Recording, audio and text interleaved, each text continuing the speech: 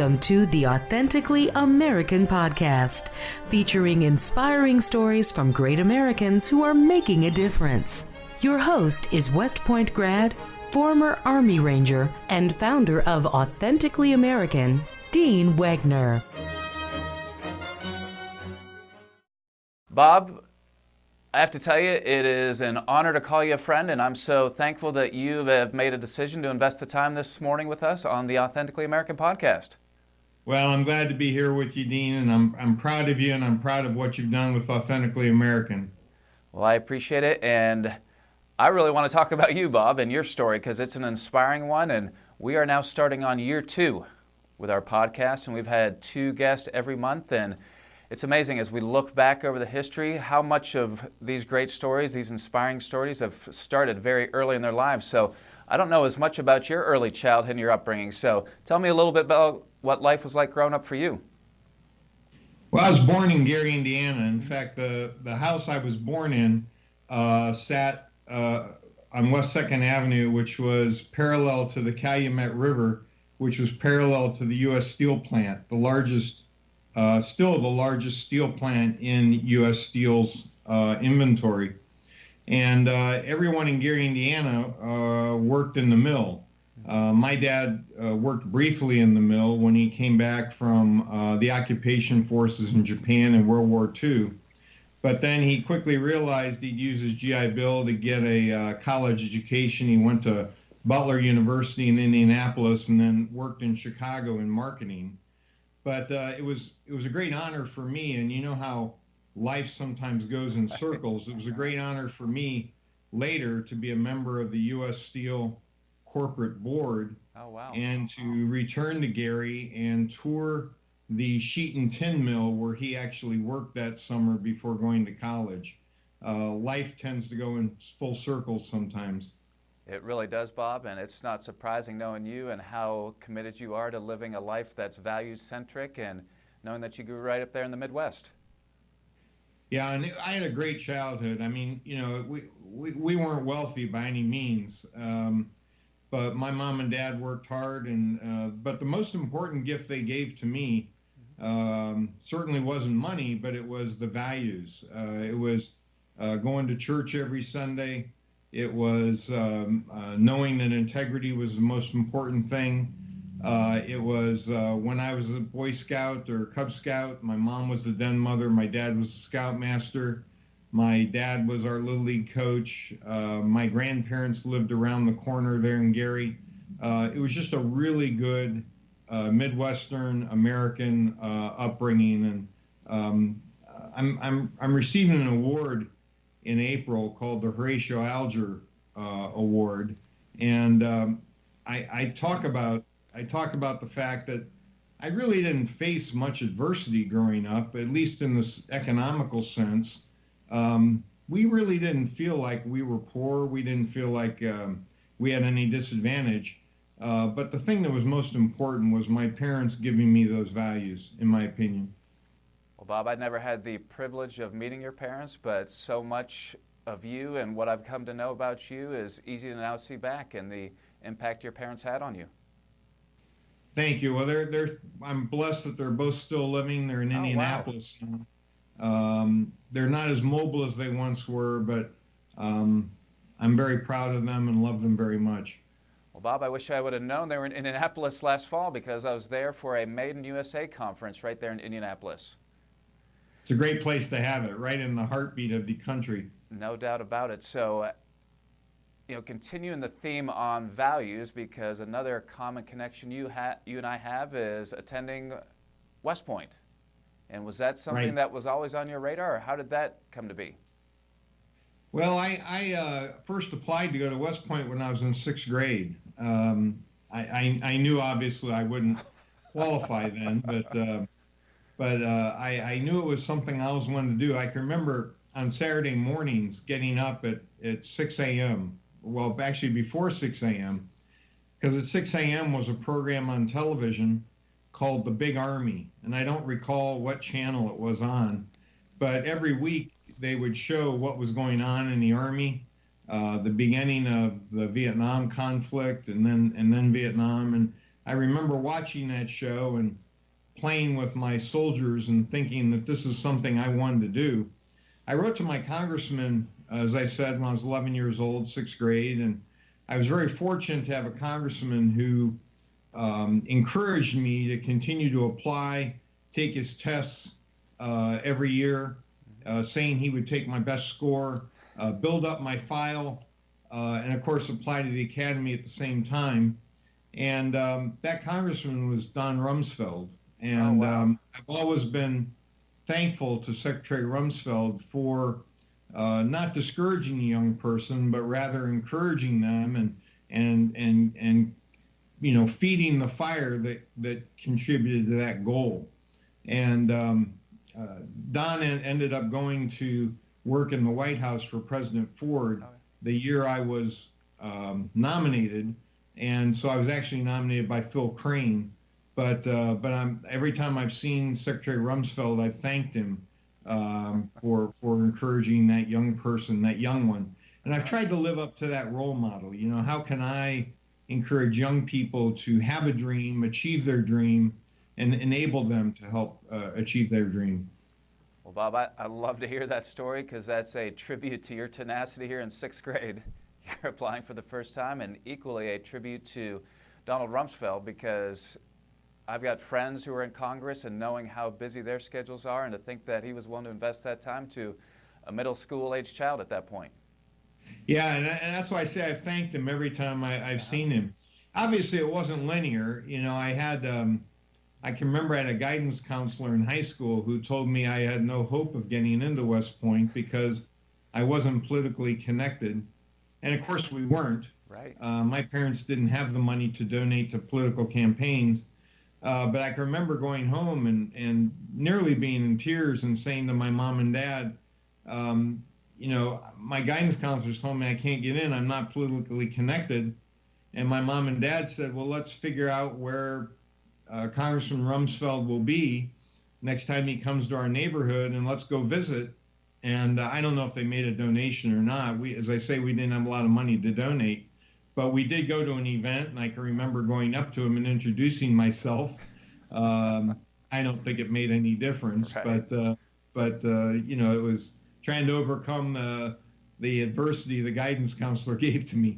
And Bob, does that guidance counselor know the rest of the story, as Paul Harvey would say?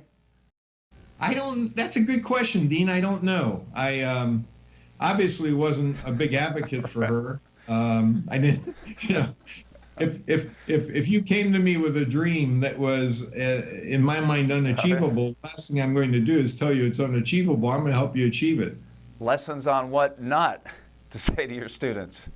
Well, and of course, that's what you see in life. I mean, we're all students of leadership. You are, I am, and we see what's good leadership and what's bad leadership, and we try to replicate what's good. Absolutely. I know, Bob, you ended up serving in the 82nd and had an amazing 5 years in the Army. And we've talked a little bit with some of our podcast guests who've had a military background, the transition from the military into the corporate business environment. And some people make it seem easy, others are challenged. So tell me about your transition. Well, I was challenged. I mean, in the days I transitioned, which was 1979, it was difficult. There weren't many people or organizations to help you. And in reality, the minute you decided you were leaving the service, you were kind of an outcast. And so it was difficult. I wrote letters to about 130 companies. I interviewed at about 30 companies. I had an engineering undergraduate degree. I had an MBA. Wasn't sure what I wanted to do. Didn't know anything about the civilian world other than what I gleaned from my father's career. And during those interviews, ended up collecting a lot of data. And as you know, I joined the Procter & Gamble company, and what impressed me the most about that company was the purpose, improving the lives of the world's consumers, and the values, which I found the people I met lived every day.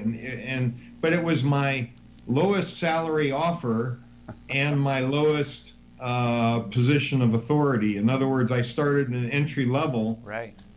Even though I was a captain in the Army and had done everything like taking a battalion of troops up to Alaska for training in the Arctic Circle. So it was a bit of a shock when I got to Procter & Gamble. I remember similar shock and having so much responsibility and leadership and then being put into an entry role.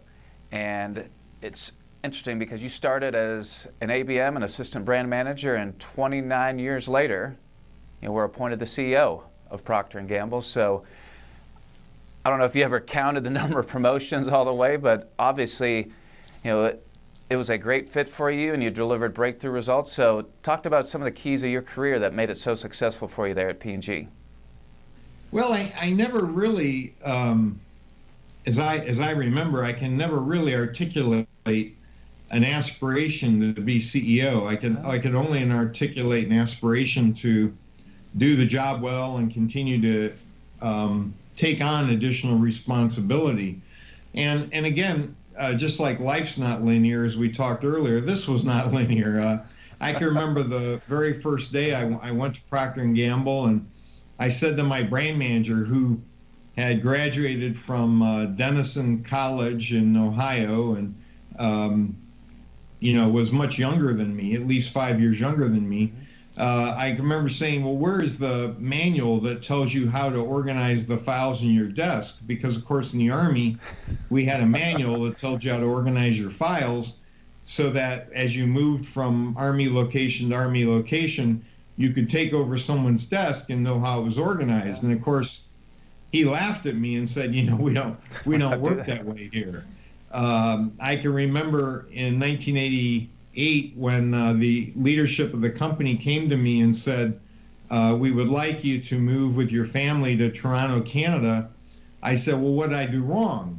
In those days, if you weren't in the succession plan of your home organization, you weren't as highly rated as someone who was. And so I'm thinking, well, gosh, if I'm not in the succession plan of my organization here in Cincinnati, I must have done something wrong. And that was when the leadership said, well, no, we're globalizing the business, and we need a cadre of managers who have experience outside the U.S. When I joined the business in 1980, when I joined the company in 1980, less than a third of our business was outside the United States, measured by sales. Mm-hmm. And when I retired as CEO in 2013, 2/3 of our business was outside the United States. So it was a massive change.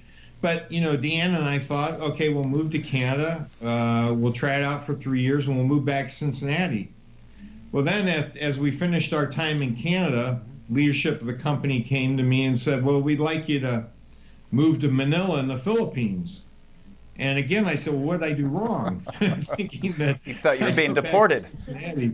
And I'll never forget the discussion I had with John Pepper, who was my first year manager when I was hired and is a dear, dear friend.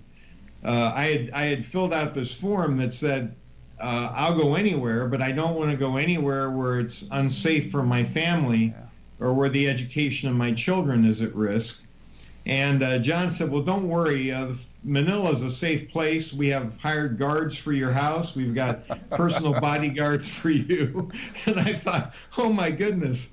But it was a great opportunity. I got to manage our Philippine subsidiary, which is one of the oldest in P&G. It's one of the most autonomous, which was really the benefit of that assignment. And then Mount Pinatubo exploded, and I had trouble getting there. I actually lived on the floor of the Hong Kong airport for 4 days, waiting to get to Manila for my first assignment. And then in 1995, thinking I'd go back to Cincinnati again, the company came to me and said, no, we'd like you to move to Japan. And the Kobe earthquake had just happened. And I thought to myself, gosh, if you're at Procter & Gamble, you want to know where McDonald's going next and make sure you're not there, because it seemed like crises preceded me. Right. So I went to Japan. I spent 6 years there, and our children went to, we have a boy and a girl. They went to middle school and high school in Japan. And that was a really formative assignment. It was formative because the Japanese people are so innovative, and also because the Japanese people tend to be somewhat homogenous as a group of consumers, and they move very quickly to new items. We introduced a new dishwashing liquid about 1995, 96. It was the technology that's in Dawn in the United States, and we took market leadership in a matter of weeks. And Wow. you would never do that in the United States, but it gave you a real appreciation for innovation, which has always stuck with me. I don't know if you want me to continue, but from Japan, we then went to Brussels, Belgium, where I ran our global fabric and home care business. We lived there for 3 years. It was fabulous.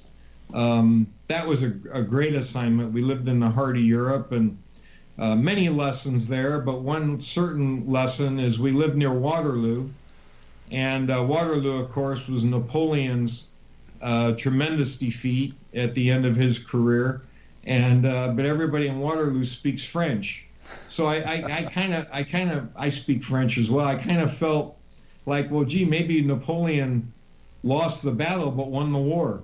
So a lot of different lessons all over. From Brussels, we came back to Cincinnati. Well, Bob, I knew there was a lot of international experience, but I had no idea the depth and breadth of your global experience. Half of my career was spent overseas, and while all of it was unplanned, and I think that's the lesson. You can't really plan your career. Obviously, those international assignments led to being able to prepare myself to be CEO and chairman. Had I not had those international assignments, it wouldn't happen. But it's ironic how things changed, because to go internationally in 1989, the company had to pay a premium.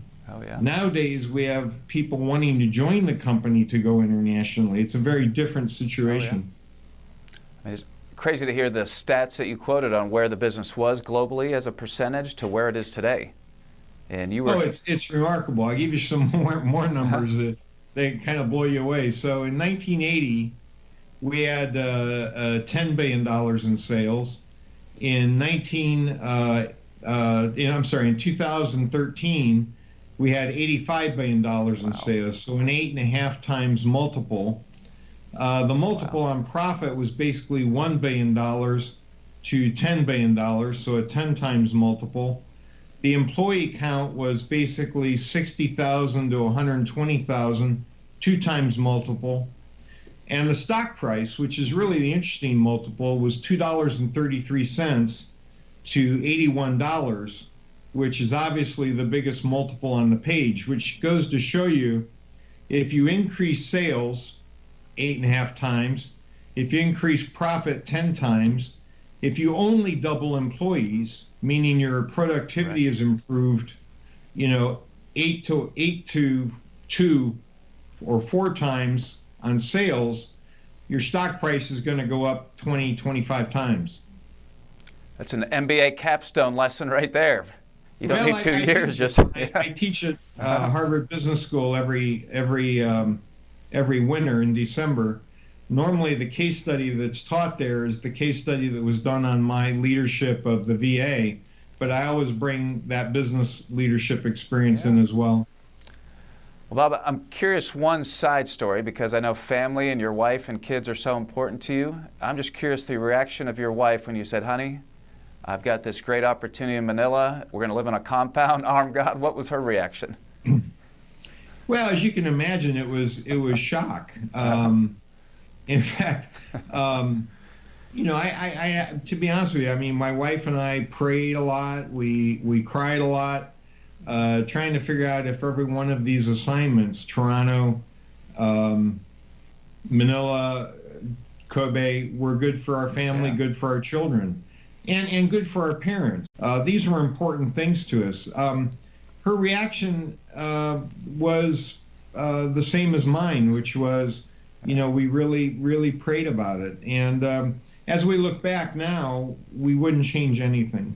But importantly, we didn't plan it. So, I mean, my lesson to the MBA students I talk to, or the business people I talk to, tell me, I want to be a CEO. Tell me how to plan my career to be a CEO. I kind of tell them, if your goal is to be a CEO, you're probably not going to get it. And the reason is your goal is wrong. It's focusing on a title or a position or a salary. Your goal needs to be about how you're serving others. And because there are going to be too many fits and starts along the way. I mean, with P&G people, I would say, don't ever sell yourself short by having your goal being a position with the company, because by the time you're ready for that position, we'll have reorganized the company and the position won't exist. Great coaching and advice. And it's interesting, Bob, as I knew you and I were going to have this podcast schedule, I started to reflect and think back of the 6 years that I was at Procter & Gamble and some of the things I took away and learned from you. And one of them was accessibility. And I don't think I ever told you this story, but this was 30 days in 2002 to my having started at Procter & Gamble. And Right. my manager said, "Dean, do you know Bob McDonald?" And I said, "Bob who?" I mean, I was 30 days in and didn't know Bob. And he said, "Well, Dean, you need to get to know." You shouldn't know me at that point. And he said, "You need to get to know Bob. He is a West Point alum. He is our global president of Fabric and Home Care. You need to meet him." And 2 months later, I had a training trip, was coming into Cincinnati, and I said, "You know what? Let me call Bob." And I had rehearsed how I was going to get past 2 or 3 administrators to get to you. And I called you, and the very first ring you picked up. And I was in shock that, wait a second, this is Bob, and you're answering the phone. And that was just a lesson. I know I've seen other examples throughout your career. So tell me about accessibility and why that's been so important to you. Well, as you know, Dean, I don't know if the audience knows, but as you know, I'm a Christian. Mm-hmm. And when you think about accessibility to God through Jesus Christ is the ultimate accessibility. And I think that's a great leadership lesson. The greatest leaders I know are accessible. And I always tried to be accessible. I always answer my own phone. I always answer my own email because I wanted the truth. I wanted to develop a relationship. And truth comes through intimacy, and intimacy comes through relationship. And you can't build that intimacy if you've got barriers to your accessibility. And this became incredibly important as I moved around the world. If I didn't learn that foreign language of the location I was going to, I had no hope of creating intimacy with the consumers I was trying to serve or with the people that I was working with. I had to learn the language. I had to learn the culture. In Canada, that meant I had to play ice hockey. I mean, I played on Love that. I was the only American on the intercompany hockey team. But I had to be, ice hockey is so much part of the culture. I had to do it. I had to go out on a banca boat in the Philippines. I had to go to the farthest islands. In Japan, I had to speak Japanese and give speeches in Japanese. Intimacy is what creates relationships and is what creates trust, and you have to do that. And further, it's a sign of respect. If you send me an email in the middle of the night and you need something, do I respect you enough to respond to it as quickly as I can? And I think being on time, responding to people's needs, showing people respect is incredibly important. This was really important when I got to the VA. I mean, the VA was in crisis. The previous secretary had just resigned. We had employees who had been cooking the books in Phoenix and lying about appointments they weren't giving to veterans. And I needed the truth. And the only way to get the truth is to knock down the hierarchy. And basically, I eliminated the hierarchy. I wanted people to call me Bob. I gave out my phone number nationally at a press conference, and the Washington Post did me a favor by publicizing it. Right. I got rid of all the tent cards on tables for meetings. I eliminated the number of people in meetings, and I traveled constantly. I went on what averaged to be almost a trip a week, getting to know veterans, getting to know veteran service organizations. It's the only way you understand what's going on, and you have to understand what's going on before you can put together a plan to to transform the organization. Well, Bob, that is such a great reinforcement as leaders, because so often they start to put barriers the higher they get, and you have taken the exact opposite approach, and it's one I've tried to role model myself. And you started to touch on another one of the key takeaways, which is even more impressive when accessibility and responsiveness go together. Because I've shared with my wife, Kelly, I've shared with my team that, you know what, I need to be very intentional, no matter whether it's the biggest customer of ours and the CEO or the lowest ranking person at one of our customers. I need to be timely and responsiveness, and I am still blown away to this date.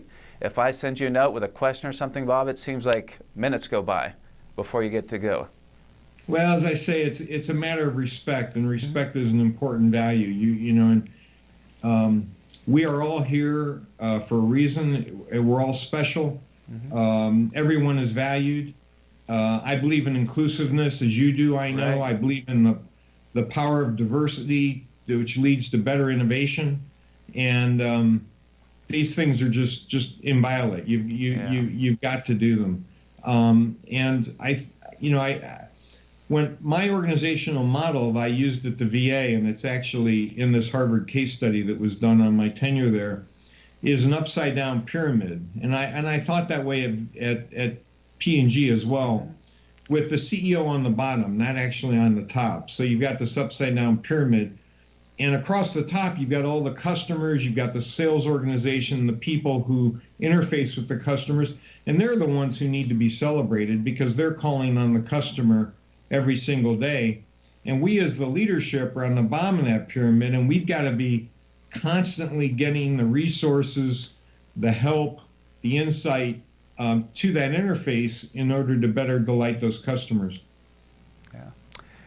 Love that analogy, Bob. And it's interesting just thinking to the background of the Army and P&G, and one of the mantras I remember from my time at P&G was consumer as boss. Yes. And just reading that case study and knowing what the hallmark of your time was at the VA, and like you said, it was broken, and there were a lot of things that need to be fixed. And I just love knowing about you and your background, how you really took that consumer as boss and really turned the VA on its end and created my VA and really said, you know what? We're here for our service members. We're here for the men and women that have served our country, and how do we serve them best? And I'm sure that was not an easy task, given the history. It's a great point you're making, Dean, because this is axiomatic to me, but the larger the organization, the more there is a tendency to become a bureaucracy. Right. And I say that in a prejudicial way. What's a bureaucracy? A bureaucracy that's more about itself than its customer. A bureaucracy that's myopically focused on internal processes versus outcomes for customers. A bureaucracy where people pat each other on the back without regard to how well they're actually doing for their customers. So I got to the VA, I had a leadership meeting of my top 500 leaders. The organization was about 360,000 employees strong. And of those top 500, 550 leaders, 95% were rated outstanding. They'd all rated each other outstanding. Yet there's an organization called the Partnership for Public Service that does a federal employee survey every year. And our employees were rating us 16 out of 17 government agencies. Ouch. So I stood up in front of this organization. I said, well, how can you all rate each other outstanding when the reality is our employees are rating us next to the bottom?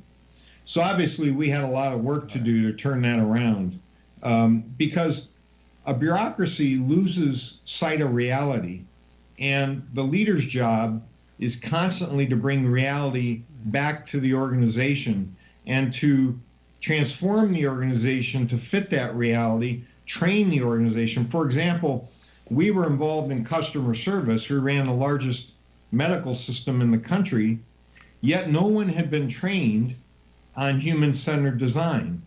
So we actually brought in IDEO, who you may remember from your P&G days. Oh, yeah. We also got the help of Phil Duncan and the design department at Procter & Gamble to train the VA in human-centered design.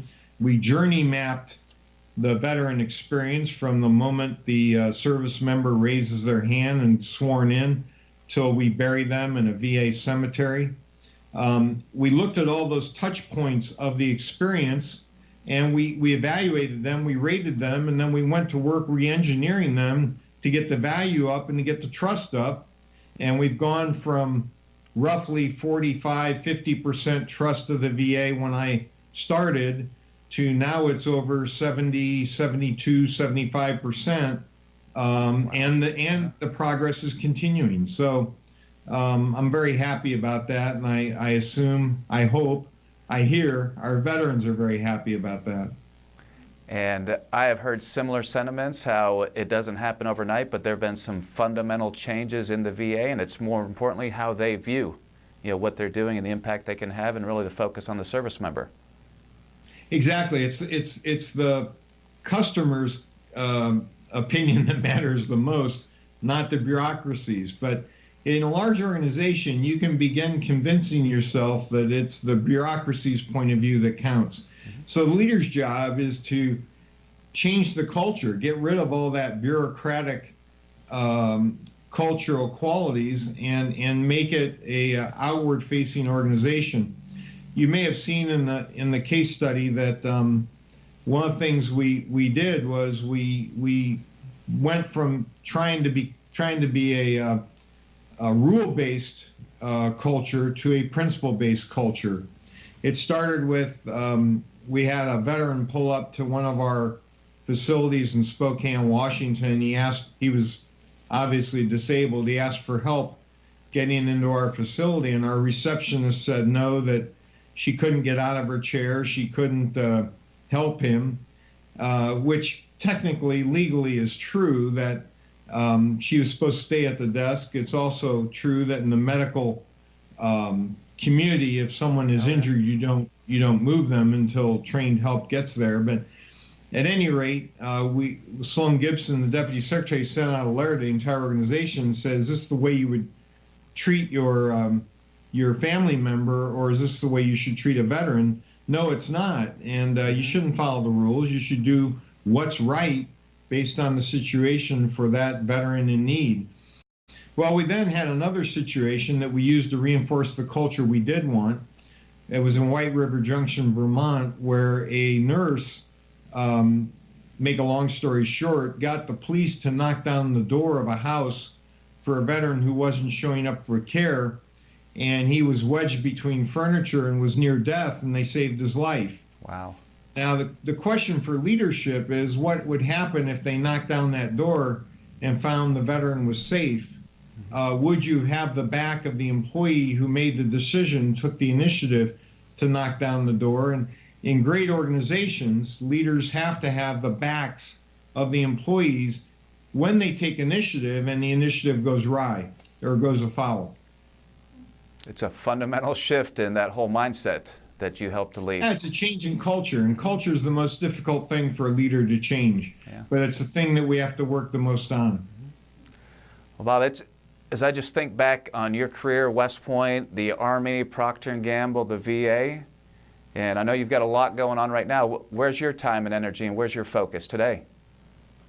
Well, today I've invested in some companies. I'm involved in some companies. I'm the chairman of the board of a company called Rally Point, which is www.rallypoint.com, which is the largest online network of veterans in the military community. I recognized Rally Point when I was at the VA, and I said, this is something the military community needs to connect those of us who have served and many of who haven't, to get the things they need. And so I've been working with Rally Point. I've invested in Rally Point. Dave Gowell, the chairman of the board, the CEO, I'm the chairman, is a West Point graduate as well. And so we're doing what we can. And right now we're involved in doing some things to help prevent and reduce suicide. And that's very, very important to me. I'm also on the board of our alma mater at West Point, which is a nonprofit. I'm on the board of the Partnership for Public Service, which is trying to encourage young people to join public service, which I think is incredibly important. Those are, again, nonprofits. Yeah. And then for profit, I'm on the board of a company called Quotient, which is a big data company, and that takes me to Silicon Valley periodically, and I enjoy that, enjoy learning about the new innovation and hopefully contributing. And on the board of a company called Audia in Pittsburgh, which is a great organization in the plastics industry. So staying busy, trying to give back, not losing my focus on veterans. In fact, one I didn't mention is the McCormick Research Institute here in Orlando, where I'm working with them to try to validate equine therapy as treatment for post-traumatic stress. So trying to play a role, still trying to help veterans in the military community.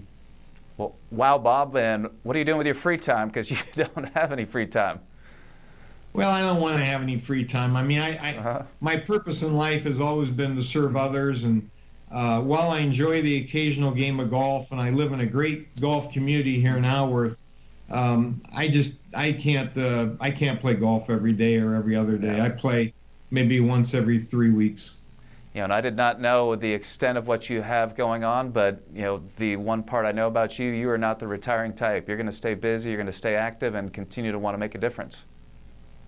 Well, I do want to make a difference. I don't think my last chapter has been written yet, and I'm excited to see what God has in store for me. None of the chapters I would have predicted. I mean, when I went to West Point, I would have never thought that was preparing me to work at Procter & Gamble in the Philippines.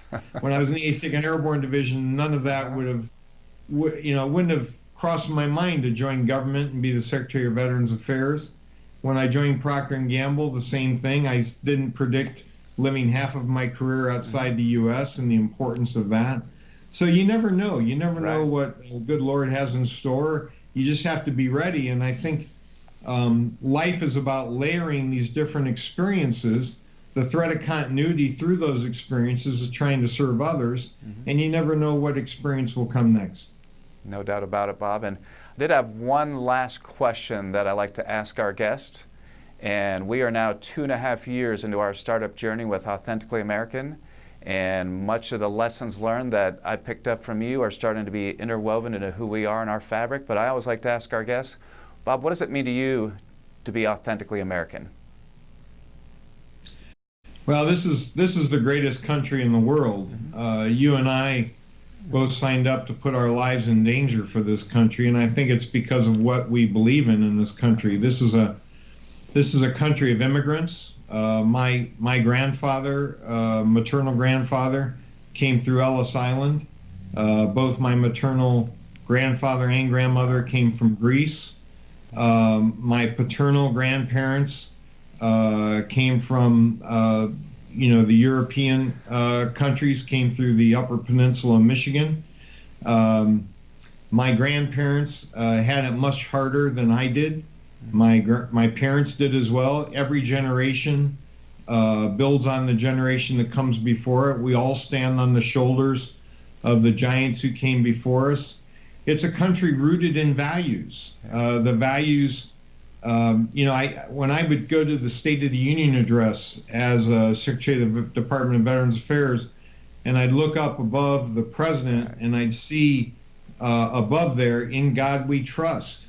We're a country of values. And, it's much easier in a way getting yourself excited about defending a country of values rather than thinking that you're defending palaces of a king or you're defending some kind of system which is inappropriate or obtuse.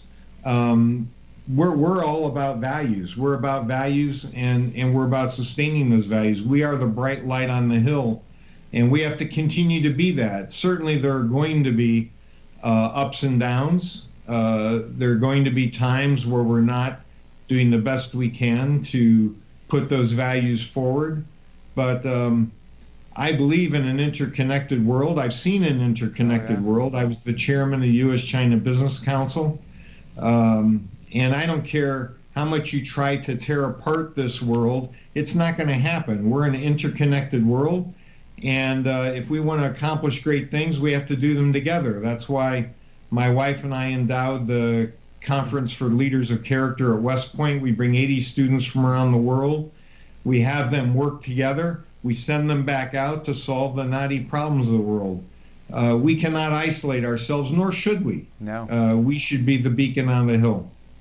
And love the reinforcement of values, Bob, because that's what our country was founded on. God-fearing people and God we trust. Two of the things that I think are a hallmark of this country when it talks about we the people. I mean, just a reinforcement, and you've lived that with the investment of people you've made throughout your career. And the other thing is, the Constitution. Exactly. And I love your point about the people. I mean, Abraham Lincoln is an idol for us all. And I spent a lot of time when I was in D.C. going up to the Lincoln Memorial. On the left-hand side, you've got the Gettysburg Address. On the right-hand side, the second inaugural address. And it was the second inaugural address that had so many of these collection of words. But we're a government of the people, by the people, for the people. And as he said in that second inaugural address, we have to care for those who have borne the battle, their widows and their orphans. As you and I know from our military experience, and as is pounded into you in Ranger School, we do not only not leave a person behind, we don't leave a body behind. There aren't many armies in the world that don't leave a body behind, but it shows how we care about each other. And that's what we have to do. We have to care for each other, and our government has to play a role in that. And if it doesn't play the right role, we vote it out of office. No doubt. Well, Bob, I know even more so now how much you have going on, and I'm even more appreciative of the time you've invested here, and I am honored to call you a friend, and I am excited to have an opportunity to share your inspiring stories with everybody. And, we don't have an opportunity to connect as much as we used to, but I also consider you a role model for me. So, again, thank you. Well, thank you, Dean. You humble me, but congratulations again on what you're doing with Authentically American, and I wish you every success and best wishes to you, your family, and all of God's blessings. Likewise to you and your family, Bob. Thank you very much. Thank you, Dean. All right.